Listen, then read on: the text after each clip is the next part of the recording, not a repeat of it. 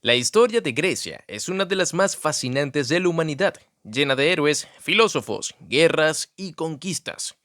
Un pueblo que sentó las bases de la civilización occidental, que pasó de ser un conjunto de ciudades-estado rivales a uno de los imperios más grandes bajo el mando de Alejandro Magno. Pero, como todo gran poder, la gloria de Grecia también tuvo su final. Hoy vamos a viajar desde los inicios del periodo arcaico hasta la caída de una de las civilizaciones más influyentes de la historia. Pero antes de empezar, déjanos tu like y suscríbete al canal. Es de gran ayuda para seguir trayendo contenido al canal. Bueno, empecemos. Esta historia inicia alrededor del 800 a.C. Es un periodo llamado Edades Oscuras. Se le llama así porque recién había colapsado la civilización micénica, y durante este periodo se perdió el sistema de escritura lineal B utilizado por los micénicos, lo que significa que hay muy pocos registros escritos de la época.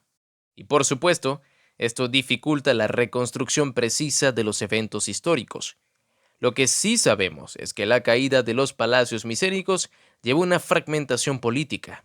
Esto hizo que muchas comunidades se gobernaran de forma independiente, en vez de un sistema central. Esto fue lo que sentó las bases del periodo arcaico. El periodo arcaico va del 800 a.C. hasta el 500 a.C. y marcó el comienzo del desarrollo de la civilización griega tal y como la conocemos. Alrededor del 800 a.C., las ciudades-estado griegas o polis comenzaron a florecer. Atenas, Esparta, Corinto y Tebas eran algunas de las más importantes.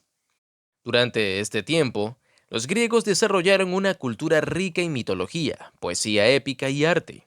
Homero escribió la Ilíada y la Odisea, poemas que no solo narraban la guerra de Troya, sino que también reflejaban los ideales heroicos de la sociedad griega.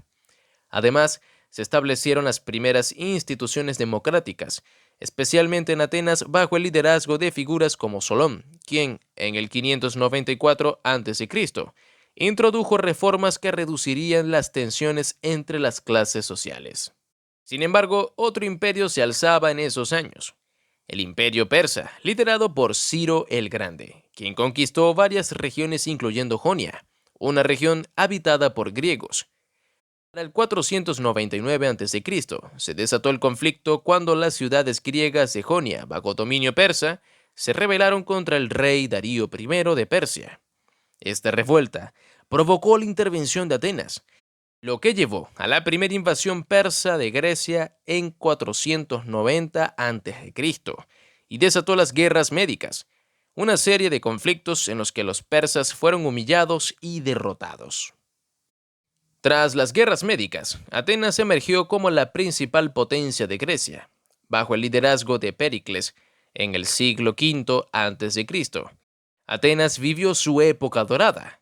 Se construyeron monumentos icónicos como el Partenón, y la ciudad se convirtió en el centro del arte, la filosofía y la democracia. Pensadores como Sócrates, Platón y Aristóteles transformaron la manera en que los humanos entendían el mundo. Sin embargo, el poder creciente de Atenas generó tensiones con Esparta, lo que desembocó en la Guerra del Peloponeso.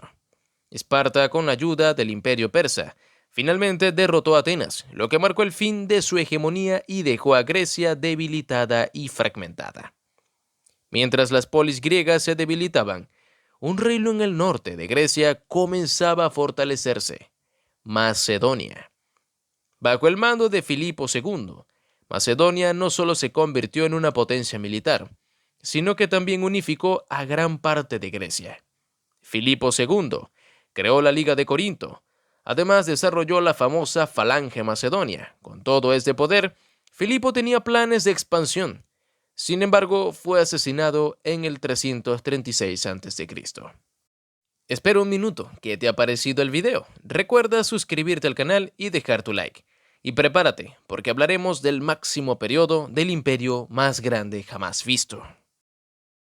Después de la muerte de Filipo II, lo sucede en el trono su hijo, Alejandro Magno.